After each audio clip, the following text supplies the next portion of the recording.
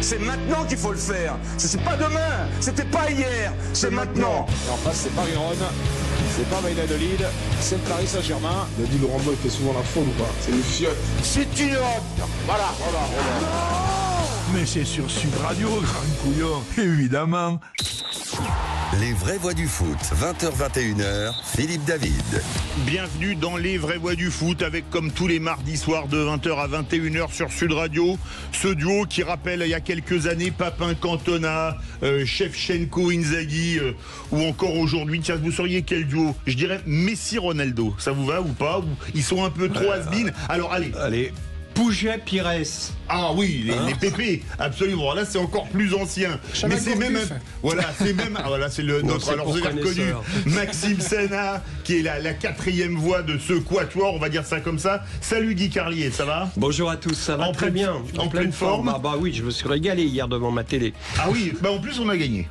Oui, en plus, on va dire. Et Emmanuel Galasso, salut Emmanuel. Salut Philippe, bonsoir à tous. En forme? En très grande forme. Je pense qu'on va faire une belle émission et on a beaucoup de choses à dire et à décrypter. Alors, au menu de cette émission, on va bien évidemment parler de ce qui s'appelle désormais l'affaire Mbappé. Vous savez que la star du Real de Madrid et de l'équipe de France est accusée de viol. Alors, c'est des accusations, il n'y a ni mise en examen ni rien en Suède. Son avocate va parler dans le 20h de TF1 et évidemment, nous vous ferons le débrief de ce qu'a dit l'avocate du footballeur dès qu'elle aura terminé évidemment son interview chez nos confrères de TF1 et on va en parler avec Alexandre Corboz, rédacteur en chef du site butfootballclub.fr. Ensuite, on va parler bien évidemment de l'équipe de France. Alors peu importe le flacon pourvu qu'on ait l'ivresse, 6 points sur 6. On va pas faire la fine bouche, encore que quand même, on va peut-être la faire un petit peu sur certains points. Et ensuite, si je vous rappelle 21 juin 86, vas-y Louise, vas-y mon petit bonhomme. Oui. Ça rappelle des souvenirs, ça. Parce qu'on aura avec nous Luis Fernandez pour parler du rachat du Paris Football Club. Est-ce qu'il y a de la place pour 2 clubs au plus haut niveau à Paris? Ça a tout le temps échoué et Louis a cette qualité, c'est qu'il a joué au Paris Saint-Germain, il l'a entraîné aussi d'ailleurs, il l'a amené au titre en Coupe des Coupes en 96, mais il a aussi porté le maillot ciel et blanc du Matra Racing de Jean-Luc Lagardère à la fin des années 80. Et donc on a un menu très copieux et je vous dis, priorité à l'actu, on fera le résumé de ce qu'a dit l'avocate de Kylian Mbappé à la fin du journal de TF1. Allez, c'est parti. Sud Radio, les vraies voix du foot. Et nous avons avec nous Alexandre Corboz, rédacteur en chef du site butfootballclub.fr. Bonsoir Alexandre. Bonsoir à tous. Bonsoir Alexandre. Alors on va parler de l'affaire Mbappé. Est-ce que, évidemment, je le dis, je le répète, on fera le résumé de ce qu'a dit son avocate aux 20h de TF1. Est-ce que cette affaire a pris l'ampleur qu'elle a prise suite au tweet de Kylian Mbappé hier, qui était à la limite de l'accusation du Paris Saint-Germain et qui aurait peut-être encore plus mis le feu aux poudres? Non, je pense pas. Je pense que c'est vraiment parti avec hier l'information de Aftonbladet, comme quoi il y avait cette histoire de viol dans l'hôtel où a séjourné Kylian Mbappé et ses amis, et c'est de là que tout part.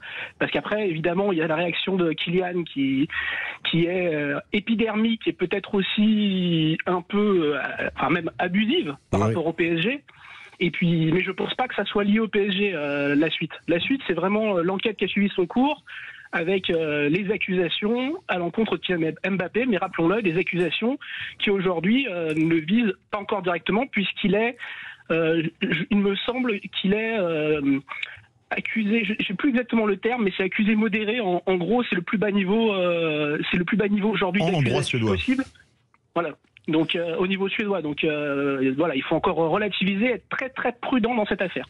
Vous venez de donner la source à l'origine de l'information. Vous pouvez rappeler le nom? C'est un périodique. C'est Aftonbladet. En fait, c'est le plus grand quotidien local en Suède. C'est un quotidien sérieux ou c'est un tabloïd? Non, c'est un quotidien sérieux. Aftonbladet et Expressen sont les 2 meilleurs quotidiens sportifs et généralistes aussi. C'est l'équivalent du Monde en fait. Donc là-bas, il n'y a aucun doute sur le sérieux de la source. C'est vraiment, et puis c'est surtout, il n'y a aucun doute sur le fait que ça ne soit pas relié au PSG. Parce que comment le PSG aurait pu savoir que Kylian Mbappé était en virée le jour même pour éventuellement lui tenir un complot? Moi, je ne crois pas du tout à la thèse du complot du PSG contre Mbappé. Je pense que c'est une histoire malheureusement très commune au footballeurs, à savoir quand ils se retrouvent dans une soirée avec des filles, il y a très souvent des accusations de viol. Voilà, ça se vérifie encore une fois. Emmanuel Galasso. Oui, c'est important de rappeler en effet que Kylian Mbappé, pour l'instant, ce qui le rend suspect aux yeux de la justice, c'est qu'il est passé la nuit d'hôtel dans le même hôtel que la plaignante. Ce qui le rend finalement suspect au même degré que tous ceux qui étaient présents dans l'hôtel ce soir-là. Ce qui ne l'accable pas, ce qui ne l'innocente pas non plus. Donc, pour recontextualiser les choses, mais moi, ce qui me dérange un peu, parce qu'évidemment, c'est pas nous qui allons rendre la sentence ce soir et qui allons être juges, mais c'est la différence entre le temps médiatique et le temps judiciaire. Et comme souvent dans ce genre d'affaires, le temps judiciaire finalement se calque sur le temps médiatique. Moi, j'aimerais qu'on prenne le temps. En fait, j'aimerais que ce soir qu'il n'y ait pas l'avocate au JT de 20h. J'aimerais qu'il y ait quelques jours de recul et que voilà, on ait juste le temps d'avoir des résultats et qu'ensuite on puisse sereinement écouter les deux parties et pouvoir un peu apporter un éclairage. Pour l'instant, ça me paraît un peu précipité. Maxime Alors à ce propos, ça y est, le reportage sur TF1 est passé. En fait, elle n'était pas présente sur le plateau de TF1, mais ils ont fait un reportage. Alors qu'elle était annoncée. Elle s'exprime. Donc l'avocate n'était pas présente, c'est ce que je disais. Il y aura une plainte pour dénonciation calomnieuse dans quelques heures qui va être posée de la part du clan Mbappé. Et lui se sent tout à fait serein, mais il ne comprend pas l'emballement médiatique autour de cette affaire. Guy Carlier. Alors justement, il ne comprend pas l'emballement médiatique et il envoie son avocate sur TF1 qui est quand même un support d'information nationale, c'est-à-dire qu'il fait de cette affaire-là où il est évidemment présumé innocent, mais il est même une pas, affaire d'État, quoi. Oui. Et donc c'est au moins une maladresse, de la même façon que c'est une maladresse tout de suite de réagir en disant que c'est probablement un complot. Mais je suis d'accord avec Alexandre Corboz pour dire qu'il est évident que le PSG n'est pas derrière ce truc-là. Ou alors ils sont complètement idiots. Oui. Mais c'est évidemment pas possible. Et c'est une maladresse, une réaction épidermique de Mbappé par rapport à cette audience, il faut le rappeler, qui a eu lieu aujourd'hui d'ailleurs, concernant les 60 millions d'indemnités. À l'heure actuelle, il est dit que Mbappé n'a reçu aucune plainte contre lui. Oui, d'accord. Mais moi, juste, une fois de plus, je suis catégorique dans aucun sens, mais il y a quand même des antécédents au niveau du PSG sur les armées numériques qu'ils ont mis en place dans les affaires avec Neymar, avec Verratti, même avec Mbappé. Alors, je n'incrimine pas du tout le PSG, mais je trouve que c'est un peu prématuré dès maintenant de dire que le PSG n'est pas lié même de loin à cette histoire et n'a pas un peu profité de l'emballement médiatique. Mais là, en l'occurrence, voilà. Où ils sont très cons de ne pas avoir retenu les leçons. Mais ça s'appelle l'impunité. Je pense qu'ils ont déjà prouvé que... là, vraiment. Ouais. Et en plus, si tu veux, cette affaire-là, comme elle se goupille, c'était complètement maladroit et suicidaire s'ils sont derrière ça. C'est complètement fou. Alexandre Corboz veut réagir, rédacteur en chef du site butfootballclub.fr. Oui. Non, moi j'y crois vraiment pas pour le coup à cette possibilité que Paris soit mêlé, parce que déjà il aurait fallu qu'ils sachent que Kylian Mbappé parte là-bas pour peut-être envoyer quelqu'un pour le piéger. Ça paraît quand même gros, à moins qu'il y ait les services secrets qui soient mêlés, mais il faut pas non plus exagérer. Je pense pas que pour du foot. Non, moi sincèrement je ne crois pas du tout en la thèse justement de la tentative, même avec l'armée numérique, de tentative de déstabilisation, parce qu'au final ça va se limiter à des fake news. Mais là en l'occurrence il était bien en soirée à Stockholm avec son ancien coéquipier Nordi Mukiele, il était présent, enfin il y a rien qui laisse entendre que le PSG ait pu profiter, ou même de près ou de loin créer l'emballement et le buzz autour de ça. Alors il y a eu un buzz qui a été fait, vous en avez parlé notamment sur But Football Club, vous avez parlé de Kuba après la retouche d'une photo postée par Jude Bellingham sur son compte Instagram, alors où il y avait des stars du Real Madrid, de Kylian Mbappé au Real Madrid. Absolument, absolument. Avec notamment une ancienne star du Real Madrid, il n'y avait pas que des joueurs actuels, c'était Roberto Carlos. Roberto Carlos, c'est ça. Absolument. Sa photo a été retirée de son compte Instagram à Jude Bellingham, mais la photo a été postée sur le site, la page internet ou Twitter, X du Real Madrid, avec tout le monde, moins Mbappé. Est-ce que vous avez des infos dans ce domaine ? Bah oui, là en fait, là aussi, ça fait aussi partie de l'emballement, et puis entre guillemets du mauvais coup de com' entre guillemets du Real Madrid, pour le coup, qui aurait peut-être dû communiquer avant, parce qu'ils ont communiqué derrière sur la question. Ils ont expliqué que c'était simplement un problème d'équipementier, à savoir que c'était avec la fondation du Real Madrid qui est sponsorisée Adidas, et que c'est Nike qui n'avait pas voulu qu'Mbappé participe à cette campagne.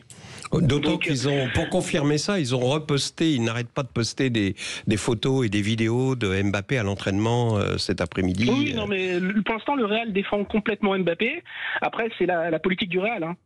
C'est la star de Florentino, il faut protéger la star. Depuis le début de saison, dès qu'il est mauvais, il y a des unes de la presse, de Marca, de AS qui sont systématiquement très très positives à l'égard de Kylian Mbappé. Je ne pense pas que d'autres joueurs aient bénéficié d'autant de gentillesse de la part de la presse espagnole.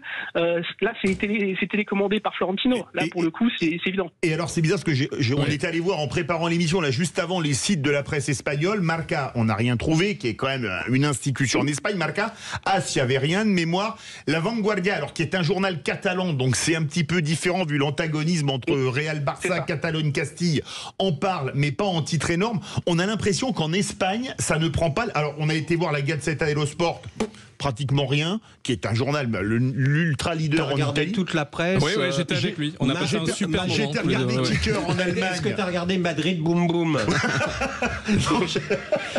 Non, mais par rapport à ça, moi je suis assez d'accord avec Alexandre sur le fait que Florentino Pérez est soutenu depuis le début, et la presse madrilène, on sait quand même qu'il y a un lien assez clair entre Florentino Pérez et la presse pro-Real, je parle de la presse pro-Real, pas de la presse espagnole en général, mais qu'il est soutenu. Mais on sait aussi que pour Florentino Pérez, son enfant chéri par-dessus tout, c'est le Real Madrid et c'est l'institution.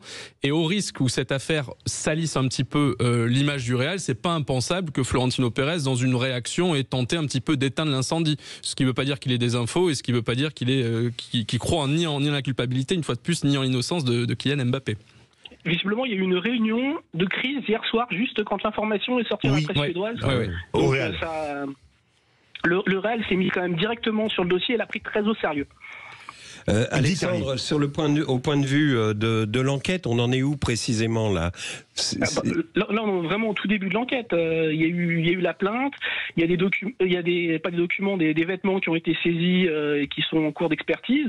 Pour l'instant, on en est vraiment au balbutiement de l'enquête. Donc ça peut encore durer longtemps, et c'est surtout dans le timing, l'emballement, parce que c'est Kylian Mbappé, parce que c'est quelqu'un qui a une importance médiatique en France qui est assez incroyable. Aucun joueur n'aurait eu le privilège de voir son avocate au JT de TF1 parler dès le premier jour d'une affaire, même pas dès les premières heures, parce qu'on est à 23 heures après la publication des informations. C'est tombé hier vers minuit, et on est, par rapport à l'histoire du viol, on est à peine à 30 heures. Donc on est vraiment très très tôt. La plainte vient d'être déposée. Enfin, c'est juste dingue la vitesse.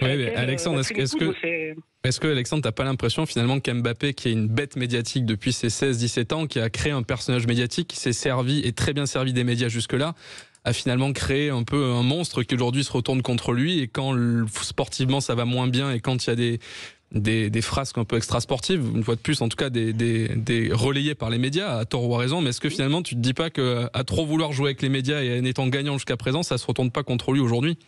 Ah si, totalement. Et puis moi, je m'étonne vraiment de la communication d'Mbappé depuis quelques temps. Je pense qu'avant, il était bien conseillé. Aujourd'hui, je me demande s'il fait pas tout seul, sans écouter son entourage, parce que le message, le tweet hier, fake news, il était épidermique. Il n'a pas été commandé par qui que ce soit. Là, ça se voit qu'il a réagi par énervement directement en reliant au PSG. Parce qu'il n'a pas été conseillé. Je suis même pas sûr qu'il ait eu Bilal Ghazi, qui est un de ses conseillers aujourd'hui, qui est un ancien journaliste et qui aurait pu lui dire de faire attention. Je suis pas certain qu'il l'a appelé avant de réagir. Un mot. Et justement, Bilal, pour bien le connaître, je suis très surpris de la manière dont il laisse partir ça, quoi. J'ai l'impression que ça nous un petit peu tous. Vous avez tout à fait raison sur la communication désastreuse de Mbappé. C'est relativement nouveau. Et alors, on en a eu un point d'orgue hier, parce que comme on lui avait reproché justement d'être à Stockholm au moment du match France-Israël. Il a voulu montrer qu'il a regardé le match contre la Belgique, et alors avec une vidéo d'une télé, on a l'impression c'est la télé du kebab Istanbul à Argenteuil. L'écran est de travers, il y a les fils qui dépassent. Putain, Mbappé, l'homme du peuple, c'est ça. Donnez-nous le nom du décorateur qu'on le tonde. Merci beaucoup Alexandre Corbeau, rédacteur en chef du site butfootballclub.fr. En tout cas, ça lui passera l'envie de sécher l'équipe de France la prochaine fois. Ça c'est clair. Et bien justement, tout de suite, on va parler de l'équipe de France et de ce bilan des matchs de Ligue des Nations, avec 2 matchs de victoire, mais il n'y a peut-être pas que du positif. On se retrouve tout de suite. Vous voulez réagir? Le 0826 300 300. Sud Radio. Sud Radio. 21h, Philippe David. Et on va parler vraiment de football avec ces deux matchs des Bleus en Ligue. Avec ces deux matchs en Ligue des Nations. Une victoire 4-1 contre Israël à Budapest. Une victoire 2-1 contre la Belgique à Bruxelles. Et on a un auditeur, un fan de foot, qui a fait la tournée des Grands-Ducs avec les Bleus. Salut Ludovic. Ouais, bonsoir Philippe, salut Ludovic. Vous allez bien? Très bien. Oui, bonjour. Alors, comment ça s'est passé cette tournée entre Budapest et Bruxelles, quand on est supporter des Bleus? Budapest-Bruxelles via Chypre aussi. Oui, oui, exact. Le oui. match des espoirs. Et c'était un super week-end. Franchement, pour le match contre Israël, on était vraiment pas nombreux. Le stade qui sonnait un petit peu creux, c'était quoi, 3000 et quelques personnes. Après, voilà, on est toujours très content de suivre les Bleus, même si là encore hier contre la Belgique, on n'a pas vu une super première mi-temps. Mais en tout cas, c'est vraiment chouette de pouvoir les suivre avec l'association des baroudeurs du sport, d'encourager notre équipe et puis d'aller le plus loin possible dans cette Ligue des Nations. Alors, qu'est-ce que vous retenez de ces deux matchs, les gars? Guy? Écoute, après l'enthousiasme et puis je trouve que c'est beau un supporter comme ça, surtout dans des périodes plus difficiles où on n'est pas les rois du monde. Je vais m'exprimer avec délicatesse. Je me suis vraiment fait chier comme d'habitude avec l'équipe de France ces derniers temps. C'est-à-dire que j'en suis à un point où ils gagnent, ils perdent, où il y a une espèce d'ennui latent. Et alors hier, ce qui m'a choqué à la fin du match, c'est la joie de Deschamps qui sautait dans les bras de tout son staff comme si on venait de gagner la Coupe du Monde. Ça, c'est évidemment un message qu'il envoyait aux télé en disant, vous voyez, on gagne. On s'est fait bouffer en première mi-temps. On a eu très chaud entre le pénalty raté de Tielemans. Contre l'Italie. C'est pareil, c'est toujours le même schéma avec une équipe comme ça, passive et en dessous de la Belgique, quoi. La Belgique, le commentateur de beIN Sport qui faisait l'avant-match disait: ici, personne n'en parle. Le chauffeur de taxi qui m'a emmené au stade ne savait pas qu'il y avait un match. Ah oui. Donc, on sait aussi les absences, Courtois, De Bruyne, etc. Lukaku. Oui. Donc, pour eux, c'était vraiment un match sans vraiment passion, quoi. Ouais, un match amical un peu amélioré, oui, quoi. Enfin, ils sont en fin de cycle aussi. Oui. Donc, si vous voulez, cette victoire, vraiment... Alors, il y a eu un moment où on a un peu... il y a eu un petit rebond dans l'électroencéphalogramme en deuxième mi-temps. Ouais. Et en fin de première, un peu. Oui. Avec le pénalty, la frappe de Barcola. Et puis voilà, Barcola, tout à coup. Mais sinon, pour le reste, on en viendra ensuite aux joueurs. Mais bon, il y a eu des choses hallucinantes pour une équipe de ce niveau-là, quoi.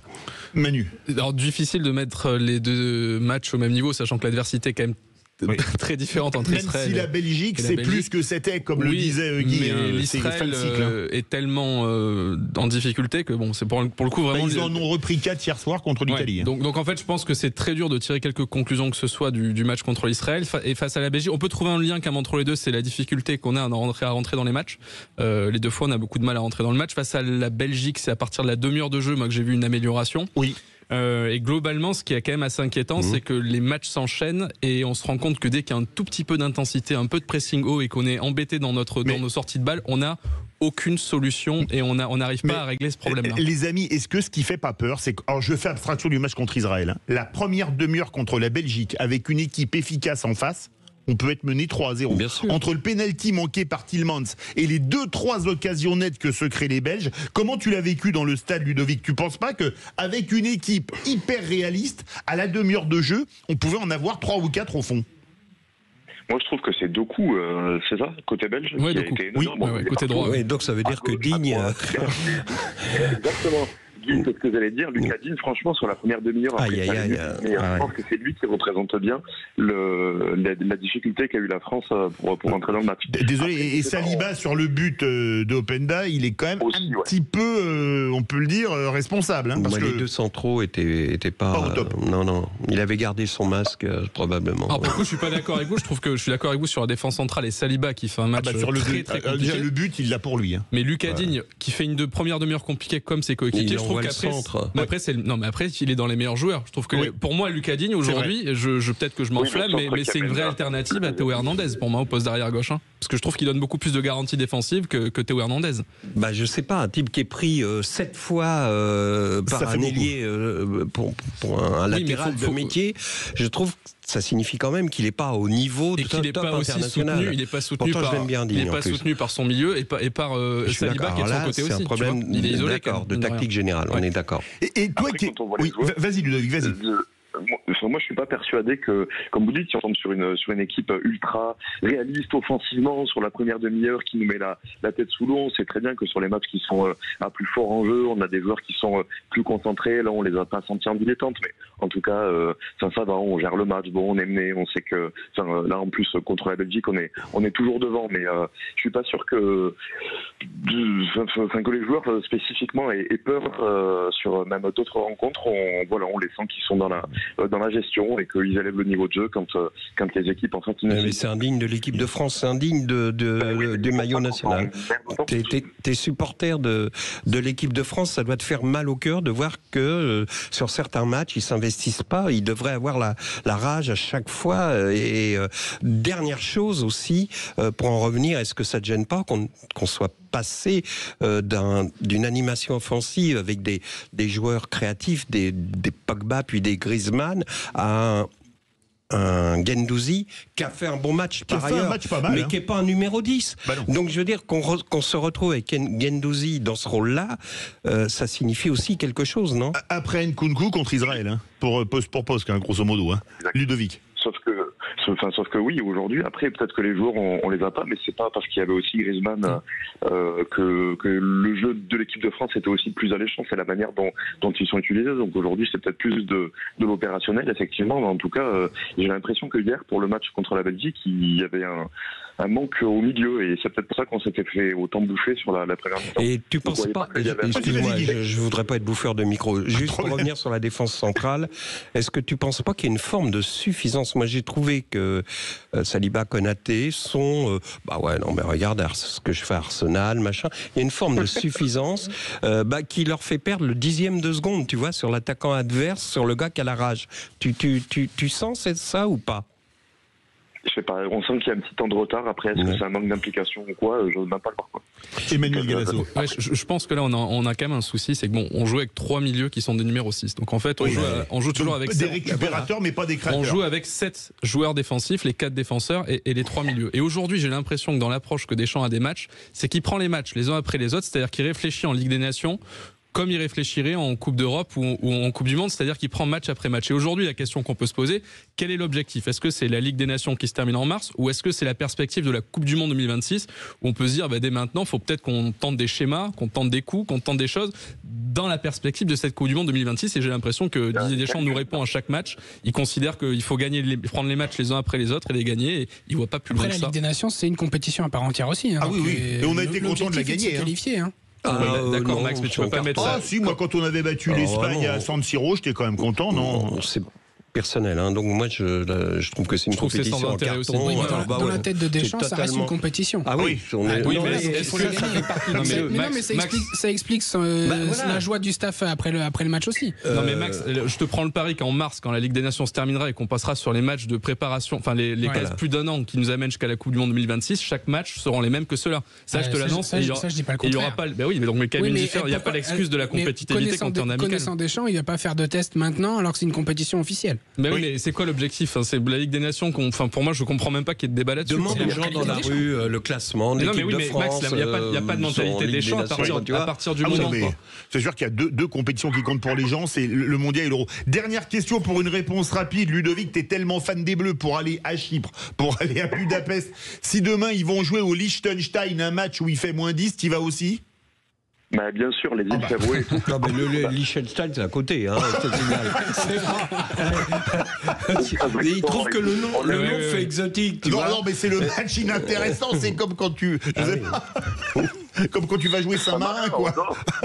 Non, Andorre, on n'y touche pas parce que c'est l'ancien nom de Sud Radio, c'est Radio Andorre. Alors, jouer Andorre, c'est toujours un grand match. Merci à toi. Andorre, c'est le slogan de l'équipe de France depuis Deschamps. Non, juste, je ne veux pas m'acharner. Alors, juste un mot sur Deschamps, et excuse-moi, encore, je vais te faire perdre du temps. Non. On a Deschamps, c'est pas un problème de personne. Mais il y a un moment où c'est la fin d'un cycle. Et là, il y a une lassitude de Deschamps. Et en plus, il est moins rigolo que Domenech. Domenech était plus nul. Oui. Mais au moins, il demandait Estelle Denis en mariage. Oui, Deschamps, il fait pas de punchline comme ça. Mais avec Deschamps, au moins, les joueurs descendent du bus. Merci beaucoup, Ludovic. Allez, dans quelques instants, on va continuer à parler des Bleus. On va parler des perspectives et de l'identité de jeu. C'est quand même important, l'identité de jeu. Est-ce qu'on est encore les Brésiliens de l'Europe? Je crois pas. Allez, on se retrouve tout de suite sur Sud Radio. Vous voulez réagir? Le 0826 300 300. Sud Radio. Retour des vraies voix du foot avec comme toujours Guy Carlier, Emmanuel Galasso et Maxime Senna. On parle du bilan de l'équipe de France. On a parlé du bilan de ces matchs, mais on va parler des perspectives. Et avec nous, vous pouvez appeler le 0826 300 300, direction Limoges. Salut Walter. Olá, boa noite a todos. Alors Walter, franco-portugais, donc là on avait compris. Hein. C'est le sud-sud-sud de Limoges là. Oui, c'est le sud-sud de Limoges, le sud-sud-sud-ouest de Limoges. Alors on va parler de l'identité de jeu, ça c'est important, mais on va commencer par parler des audiences. 3,9 millions contre Israël, 4,7 contre la Belgique, c'est-à-dire des audiences très faibles pour les Bleus.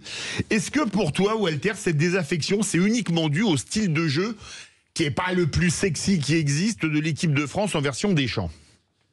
Oui, je crois que c'est un mouvement général, hein, le football aujourd'hui. Et moi, le premier, hein, moi, j'ai l'habitude de me balader un petit peu sur les terrains de football. Je fais un peu de scout, un peu à mes heures perdues. Et c'est vrai que l'ambiance générale, elle n'est pas gaie au niveau du football parce que c'est vrai que aujourd'hui, alors je vais parler un peu comme un vieux Sewen, si je peux me permettre, mais le football d'avant, pour moi, il y avait quelque chose de plus, il y avait cette technicité, il y avait ce jeu qui était fluide, qui était... Aujourd'hui, c'est vrai que le football d'aujourd'hui a cette tendance d'être un peu plus physique, un peu plus dur, un peu plus costaud, mais c'est vrai qu'on prend pas de plaisir. Et moi, je l'entends souvent au bord des terrains, même au niveau amateur, même parce que l'amateurisme, le football amateur a pris un petit peu ce chemin-là, ce que je regrette d'ailleurs. Mais c'est vrai que je l'entends, le désamour du football, parce qu'on n'a plus on vibre plus, on n'a plus cette technicité. Alors oui, boum, ça se rentre dedans, c'est physique, voilà. Mais moi, le football spectacle d'avant, des années Zidane, Figo et j'en passe, j'ai plus plaisir. Et c'est vrai que je le dis assez régulièrement, je regarde beaucoup de matchs à la télé aussi, mais c'est vrai que j'ai plus ce plaisir d'être devant mon écran. Je le regarde parce que je l'aime, mais j'ai plus la même sensation qu'avant. Le football n'a plus la même saveur, voilà, pour moi. C'est dingue, j'avais exactement la même discussion avec Patrick Roger, notre directeur général, qui est fan de foot, pas plus tard qu'hier. Guy Carlier. Tu as tout à fait raison, et c'est un phénomène, je dirais que c'est une mondialisation du foot. Il y avait dans l'équipe un papier sur le Brésil, le désenchantement des supporters brésiliens. Maintenant, quand l'équipe nationale jouait, c'était vraiment la folie, tout le monde était devant la télé. Maintenant, tu as les femmes qui regardent une autre télé, des séries, les enfants qui sont sur leur PlayStation, oui. Et tu as quelques vieux nostalgiques qui regardent l'équipe du Brésil jouer. C'est terrible. Et parce qu'ils se sont européanisés dans leur jeu. Il faut dire que les joueurs arrivent de plus en plus jeunes, mondialisés. Voilà. Et donc, oui, puis les entraîneurs les font jouer à l'européenne. Il n'y a plus de place pour la créativité, l'improvisation, enfin, ce qui faisait les qualités brésiliennes. C'est exactement ça. Emmanuel Galasso, et on va faire réagir Walter, bien sûr. Oui, mais je pense même plus globalement, sans parler que du Brésil, l'identité de jeu des nations s'est perdue. C'est-à-dire qu'à une époque, c'était facile. Si on mettait toutes les équipes avec un maillot neutre, on pouvait quasiment reconnaître de quelle origine était le football. L'Italie, l'Allemagne, le Brésil, l'Argentine, la France, l'Angleterre. Là, il y avait le kick and rush anglais, il y avait le jeu allemand qui était physique, solide, il y avait le catenaccio italien, il y avait le jeu léché brésilien. Aujourd'hui, tout ça s'est perdu. Le football champagne français. Le football champagne français. Mais ce qui finalement est resté, c'est le football espagnol, de mon point de vue. Et ça s'explique d'une manière assez simple, c'est que c'est Pep Guardiola qui a gagné la bataille idéologique du football depuis 10 ans. Belle formule.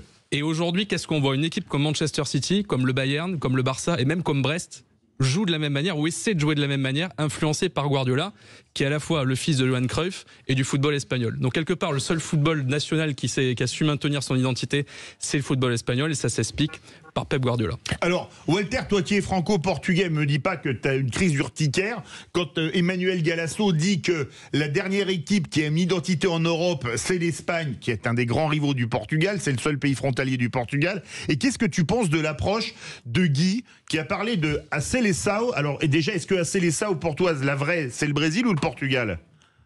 Alors, pour moi, la vraie Seleção, c'est la mienne, hein, c'est le Portugal, forcément. C'est bizarre, je sentais que tu allais répondre ça. Oui, il y avait le petit air qui flottait. Non mais ça va au-delà de ça. Moi, je veux juste revenir là-dessus. C'est qu'aujourd'hui, dans nos écoles de football ici en France, qu'est-ce que j'entends? Qu'est-ce que je vois? On me parle plus de il dribble bien, il frappe bien, il remet pas bien le ballon. Non, on me parle il est fort, il est costaud, il est puissant. Voilà tout ce qu'on me parle aujourd'hui au niveau du football. Il n'y a plus cette magie. On la cherche même plus. Et c'est ça qui est terrible. Et aujourd'hui, le Brésil, pour revenir au Brésil, c'est la même chose. Ils se sont européanisés. Aujourd'hui, on peut parler. Quel est le joueur aujourd'hui qui brille en tant que joueur brésilien? Il y en a un seul, il est au Real. Sinon, à part ça, on a eu des Vinicius extraordinaires. Vinicius Junior. Exactement. C'est le seul qui aujourd'hui fait un petit peu sortir, si je puis dire. Et Neymar quand il n'est pas blessé. Non, mais c'est vrai. Il revient là, Neymar. Ouais, il revient, mais il faut voir où il a été, malheureusement. Voilà. C'est un joueur extraordinaire, mais voilà. Mais aujourd'hui, c'est vrai, le Brésil ne fait plus rêver parce qu'il n'y a plus de stars brésiliennes, il n'y a plus de joueurs extraordinaires qui sait tripoter le ballon comme il savait tripoter le ballon avant. Et c'est vrai qu'on a perdu ce jeu léché, comme disait tout à l'heure justement votre invité. Et voilà, on n'a plus cette magie du football. Alors oui, c'est costaud, comme je disais tout à l'heure, ça y va, il y a l'impact, il y a tout ça, mais c'est très défensif. Et moi, ça me fait pas rêver. Emmanuel Galasso. Je suis pas totalement d'accord avec Walter. Moi, j'ai l'impression que dans l'expression collective, je suis d'accord avec toi, c'est plus la partie physique qui va ressortir. Mais moi, pour faire du foot à un niveau amateur tous les lundis soirs, quand on affronte des équipes... Mais attends, on t'appelle le Ronaldo de Viroflay quand même. Ce qui est quand même pas ouvert. J'embrasse tous mes coéquipiers de l'équipe de Caius. Non, mais parfois, on affronte des joueurs en face qui jouent très, très individualistes. Donc en fait, il y a toujours cette culture de l'individualisme, notamment due au YouTube, quand on voit les compilations de dribbles de Neymar, de Ronaldinho et autres, ça crée quand même une envie de dribbler, mais ça passe pas par l'expression collective, ça passe par l'expression personnelle. Donc c'est vrai qu'une identité collective, on passe par le physique, mais il y a quand même une ultra individualisation aujourd'hui dans l'approche du jeu. Même au niveau ça reste à des divisions inférieures, effectivement au niveau amateur, et dès qu'on arrive sur des grandes équipes, mais on arrive presque à une caricature. On parlait de Guardiola. C'est pas forcément mieux ce jeu qui démarre du gardien. Voilà. Oui. C'est d'un ennui, tu vois. C'était bien au début, mais après c'est lassant. Maintenant, tu vois, quand je vois jouer Manchester City jusqu'à l'an dernier, j'arrivais à trouver du plaisir, surtout quand il y a De Bruyne que j'adore. C'est toujours les joueurs qui font les différences. Haaland, qui est quand même un joueur fabuleux, etc. Comme tu vois, sur le collectif, tu as toujours le joueur qui te donne la grâce, quoi. C'est ça qu'a pas compris. Je reviens à notre ami Deschamps. Tu parlais juste une chose. Tu parles de notre invité Fernandez tout à l'heure. Et tu parles d'une phrase de Thierry Roland en 86. Vas-y, mon petit bonhomme. Ça, c'est gravé dans nos cerveaux de footeux. Et on sait même pas. Pourtant, cette année-là, la France, elle a rien gagné. On a été battu par l'Allemagne. Et on a la 3e place dans 58. On a la place du con. Et donc, non, mais c'est vrai. Et pourtant, on se souvient de ce match contre le Brésil et contre l'Italie, le 8e, qui était fabuleux aussi. C'est ça qui reste. C'est les joueurs, c'est les gestes. Mais les amis, vous m'avez remis un truc en mémoire quand tu parles du Brésil. Donc il y a le dossier dans l'équipe, Guy. Est-ce que finalement, la dernière fois où le Brésil a gagné la Coupe du Monde, c'est en 2002, et que c'est pas la dernière fois où le Brésil a joué avec un trio de super techniciens, Rivaldo, Ronaldinho, Ronaldo. Est-ce que c'est pas la dernière fois où le Brésil a vraiment joué à la brésilienne qu'il a gagné une Coupe du Monde? 2006 quand même, ils ont plus Rivaldo, mais l'équipe de 2006 quand même, avec Ronaldinho, avec Kaká, Robinho, Ronaldo encore qui est là. Il y a quand même une équipe solide en 2006, qui n'a pas gagné, qu'on a sorti en quart de finale. Mais pour moi, pour te répondre, je dirais que c'est 2006 la dernière année. Ou 2006 la dernière année, même s'ils n'ont pas passé l'écart, c'est vrai. Qu'est-ce que t'en penses, Walter? Oui, mais effectivement, c'était l'une des plus belles équipes. Aujourd'hui, Alors voilà, on vit toujours avec le passé, mais c'est vrai que j'aimerais voir un futur un peu plus glorieux pour le Brésil, qu'ils reviennent un petit peu à leur ADN, parce qu'ils ne l'ont plus, ils l'ont complètement perdu aujourd'hui, à l'heure d'aujourd'hui. Aujourd'hui, pour moi, je le vois, hein, le Brésil ne fait plus... Alors ils jouent bien sûr sur encore cette identité brésilienne, mais ils ne font plus peur. En Europe, ils ne font plus peur. Plus personne n'a peur de les affronter. Voilà, parce que voilà, ils ont ce jeu à l'européenne. Mais moi, le Brésil aujourd'hui n'est plus mon Brésil d'avant. Et qu'est-ce qui manque à l'identité française, à l'identité de jeu à la française, Guy? Attends, j'étais pas préparé. Vas-y, réponds. Non.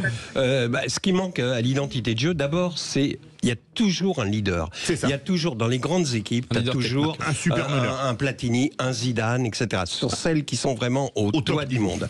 Là, je crois qu'on l'a pas. On l'a eu avec Mbappé qui nous a sauvé une Coupe du Monde, presque à lui tout seul. C'est terrible qu'il soit dans le dans les affaires dont on parle aujourd'hui, dans l'état où il est aujourd'hui. Donc, moi, je suis à peu près convaincu qu'on l'aura plus dans l'avenir.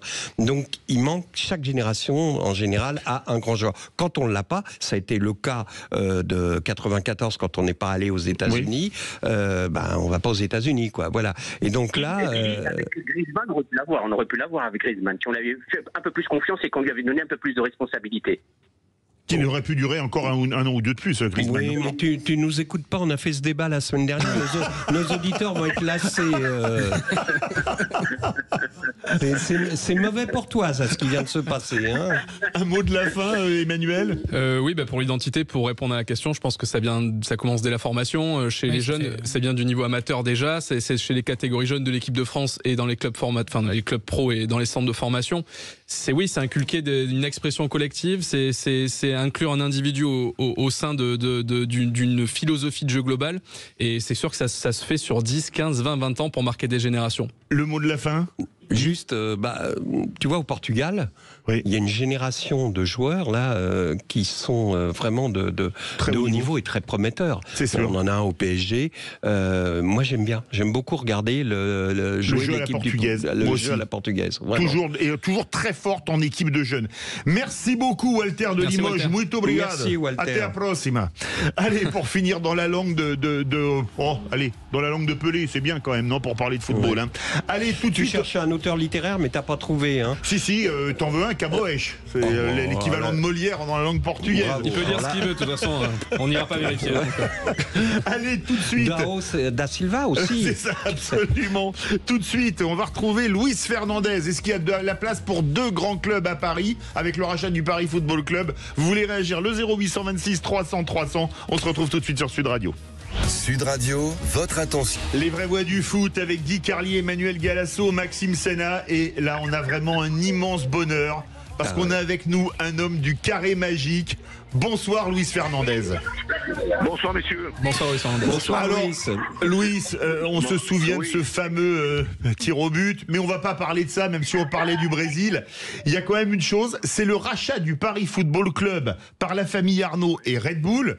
Vous avez joué, vous êtes un des deux, je crois, avec Vincent Guérin, à avoir porté tant le maillot du Paris Saint-Germain que le maillot du Matra Racing, qui a été le dernier club parisien, outre le PSG, en Ligue 1. Est-ce que c'est une bonne chose, ce rachat par des très grosses fortunes du Paris Football Club, Louis? Ne mentionnez pas de très grosses fortunes, dites plutôt c'est bien pour le football qu'on puisse recevoir ces personnes qui se lancent dans ce monde du football qui est un peu déstabilisé ces derniers temps. Vous savez, le football, c'est pas comme dans une période comme celle que vous m'avez citée, mais pour parler de l'arrivée de ces investisseurs, je dirais pour le Paris FC, c'est une très très bonne chose parce que ce serait quand même l'idéal d'avoir dans Paris pas un club, 2, 3, 4 clubs. Je pense même au Restart. Vous savez, ces clubs qui ont été dans un passé ont joué les premiers rôles en haut ou étaient dans ces premières divisions ou deuxième division.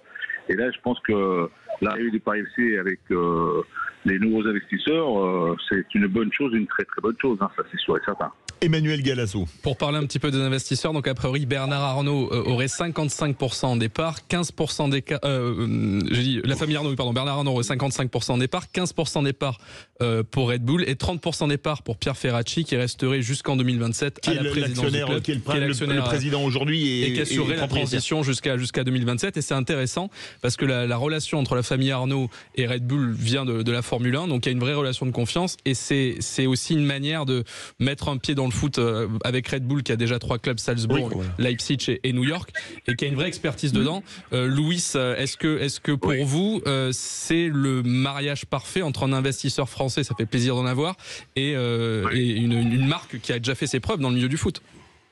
Oui, c'est une marque qui a déjà fait ses preuves. Moi, la seule chose que je souhaiterais, que je voudrais voir, parce que pour moi, c'est une importance primordiale, c'est la gestion sportive, la gestion d'un club. Parce que quand il y a des investisseurs qui arrivent, on se dit, tiens, maintenant, on va avoir des gros moyens, on va avoir beaucoup sur l'aspect financier. Non, je pense que ce qui est important, c'est la prise de conscience. Et je pense que le Paris FC est en train de réaliser de bonnes choses. En plus, cette saison, elle est bonne parce qu'on voit cette équipe, on voit ce club qui est en train de progresser. Et leader de Ligue 2. Voilà, leader. C'est pour ça que je crois qu'il faut, dans la continuité, il faut éviter de se tromper. Il faut éviter de se tromper le moins possible. Vous savez, quand on était au Matra, Monsieur Jean-Luc Lagardère était un homme, paix à son âme, qui était un grand chef d'entreprise, un investisseur qui investissait dans ce club. Mais malheureusement, il y a quelqu'un, peut-être un de ses directeurs, lui disait qu'il fallait rester au Parc des Princes. Non, il ne fallait pas rester au Parc des Princes, il fallait rester à Colombes. C'est de faire grandir le club sur le plan sportif du côté de Colombes, avec le stade de Colombes, avec les infrastructures à Colombes. Exactement. Et c'est pour ça que le Paris FC, maintenant, il ne faut pas, vous savez, il faut que ce soit peut-être Jean Moin ou Charles Lepage, je ne sais pas quel sera l'avenir. Mais ce qui est important, c'est que ces investisseurs qui vont venir, il faut bien les accompagner, il faut être proche. Et je pense que quand je vois le Paris FC aujourd'hui, je pense que le travail est en train de bien se faire. Mais après, si vous montez, je leur souhaite qu'ils montent, parce que la Ligue 2, c'est un long parcours et c'est pour ça que je crois qu'avec les investisseurs, ils vont avoir les moyens pour pouvoir bien se renforcer, pour pouvoir bien continuer, parce que vous savez, ils n'ont peut-être pas besoin de se renforcer, ils ont déjà les éléments qui sont là et qui font le travail remarquablement bien. Guy Carlier. Sur l'investissement d'Arnaud, de Red Bull, etc., je ne vais pas être redondant avec ce que va dire Emmanuel, je suis 100% d'accord avec lui sur l'expertise de Red Bull, c'est une garantie au niveau du sportif, et puis Arnaud au niveau de la gestion.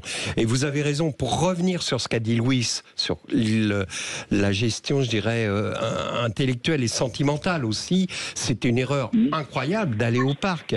Le Racing, c'est une marque. Le Racing, les maillots ciel et blanc, le Racing, c'est le Real. C'est l'équivalent du Real. Et ça représentait un trésor par rapport au PSG qui était un club neuf. On avait là un club à Paris avec des racines. Le RC Paris. Tout à coup, le RC Paris, qui est un club vraiment historique. Et du coup, de l'emmener au parc en alternance avec PSG, etc., ça n'avait plus de sens. Et d'ailleurs, les gens n'ont pas suivi. Alors que dans les matchs d'accession à la Ligue 1, notamment, je me souviens du match de barrage, à Colombes, c'était plein, ça vibrait.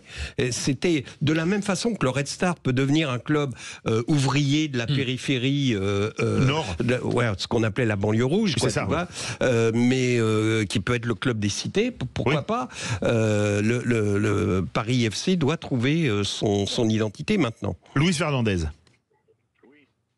Non, mais tout a été bien dit là. Je pense que c'est ce qui est important. Moi, là où aujourd'hui Louis regarde, Louis observe, moi, quand je vois arriver les investisseurs, je suis content pour les clubs qui vont les faire venir.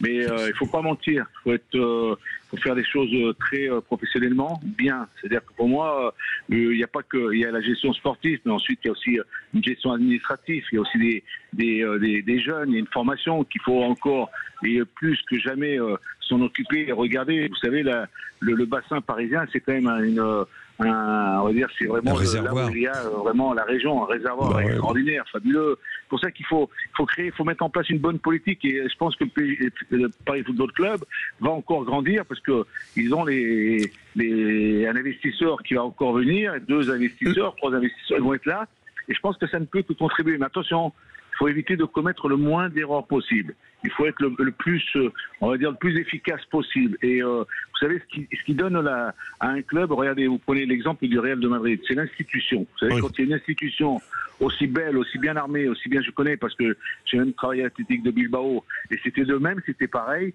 Et ben, quand les institutions sont respectées, quand dans la formation, dans le travail, ou quand dans le monde professionnel, dans les clubs sont bien structurés, ça ne peut que marcher. C'est pour ça que je dirais que moi, on est content. Oui, je suis content de voir que le PFC va peut-être recevoir et en faire avec Red Bull ou avec la famille Arnaud. Bah, je suis content parce que voilà, c'est pour ça que je suis content pour eux et j'espère qu'ils sauront faire les choses remarquablement bien pour que tout fonctionne bien, c'est tout. Louis, quand même, quand on voit, il y a 4 divisions professionnelles en Angleterre, 14 clubs pro à Londres pour une taille équivalente. Madrid est une ville beau. Vous connaissez très bien le championnat espagnol. Vous avez notamment entraîné l'Espagnol et l'Athletic Bilbao.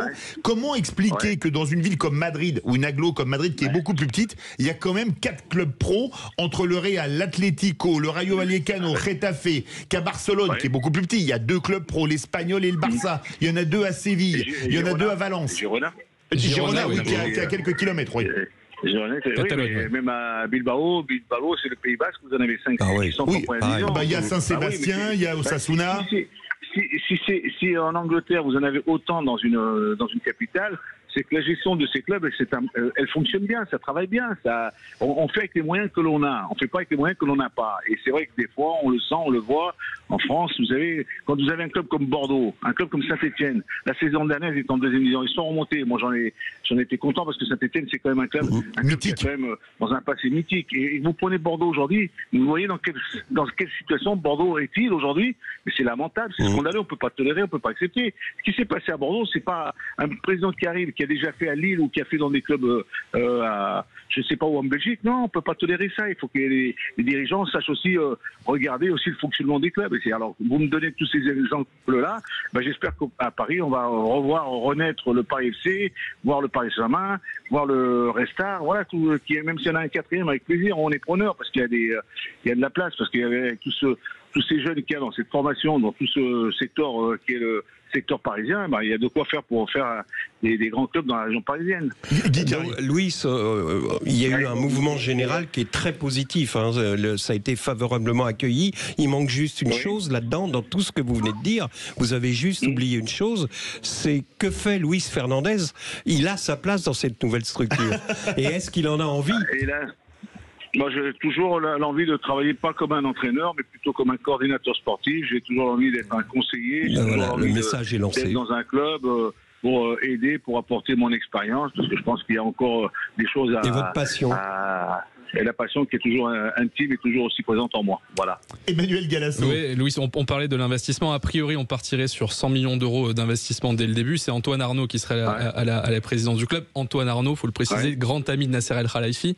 Et il y a cette fameuse grand fan de foot. Et grand fan du PSG et de foot. Et il y a cette fameuse histoire du Parc des Princes, parce qu'on en a entendu parler pendant un certain temps. Le PSG qui voulait partir, etc. A priori, ça, on peut à peu près l'affirmer, toujours avec précaution, mais a priori, Antoine Arnaud n'irait pas chercher Nasser El Khelaifi sur le dossier du Parc des Princes parce qu'ils ont une bonne relation et c'est pas dans son but. Mais j'ai une question, Louis. Est-ce qu'à terme, en partant du principe que les choses sont faites intelligemment et que le Paris FC continue et monte en Ligue 1, est-ce qu'à terme il peut y avoir une vraie rivalité qui existe entre le PSG et le Paris FC, sachant qu'actuellement c'est entre le Paris FC et le Red Star? Comment vous imaginez les choses? Est-ce que c'est pensable que d'ici 5, 10, 15 ans, il y a une rivalité qui se fasse entre eux? J'attends avec impatience que ces clubs soient en première division, que ce soit le Paris FC ou que ce soit le Red Star. J'ai eu l'occasion d'assister à la saison dernière à un classico entre un Atlético de Madrid et un Real de Madrid. J'ai eu le Real Madrid, j'ai eu l'occasion de prendre le TER ou un train pour faire un déplacement. J'ai vu les supporters des deux côtés être ensemble, ne pas s'invectiver, ne pas s'attaquer. Au contraire, on peut accepter le chambrage, on peut en rigoler, mais il y a le respect qui est avant tout. Et je pense que ça, c'est important. Si un club comme le Paris FC monte, si le Restart monte, ou si le PSG est en première division, ça ne peut que attirer du monde, ça ne peut faire venir que du monde. Et c'est pour l'image du football, ce serait l'idéal. Maintenant, il faut que les supporters, tout ça aussi, il faut leur faut qu'il y ait une certaine considération vis-à-vis d'eux. Maintenant, je sais pas, c'est pas moi qui vous en dirai plus, mais bon, si ces clubs-là sont ensemble un jour en prévision, je serais un homme heureux, content de les voir jouer les uns contre les autres. Et pour répondre à la question d'Emmanuel, il faut 10 ans. Il faut 10 ans pour faire un club. Et je pense que là, ils sont partis dans cette idée-là, et pas d'arriver tout de suite façon Qatari au PSG. C'est un autre choix. Et ils sont partis pour construire un club à long terme. Ouais, un club à long terme. Avec une histoire. Il nous reste un peu plus de 30 secondes. C'est un projet à long terme pour vous, Louis? Oui, c'est un projet à long terme, bien sûr. Je pense que c'est ça qu'il faut le considérer. Je pense que si des personnalités, des groupes, c'est une famille comme celle de la famille Arnaud, plus les Red Bull, ils viennent pas pour un an, ils viennent pour s'installer, pour prendre place et pour réaliser quelque chose d'extraordinaire. C'est ce que j'en souhaite, le bien que j'en souhaite. Voilà. Merci beaucoup, Luis Fernandez. C'était un bonheur de vous avoir avec nous. Et merci. Et on vous aime. Tous ceux qui aiment le foot aiment Louis. Et merci de ce que vous nous avez fait vivre. Parce que c'était vraiment des grands moments. Merci à vous. Allez, c'était Les Vraies Voix du Sport. Merci Guy Carlier. En forme, on revient mardi prochain. Bah oui, pourquoi pas. Emmanuel Galasso fidèle au poste mardi prochain. Évidemment, Maxime Senna, parce que lui en plus il coupe les micros, etc. On a vraiment besoin de lui. Je suis juste un peu déçu qu'on n'ait pas parlé du gros match d'hier soir, à savoir la victoire des Girondins de Bordeaux face au CMO Bassins en 5e tour de tour. On commencera avec ça mardi prochain. Des youtubeurs en Espagne avec mon fils dans l'équipe nationale de France quand même. Bravo à lui. Allez, tout de suite, Jacques Pessis, les clés d'une vie. Demain 17h, Les Vraies Voix.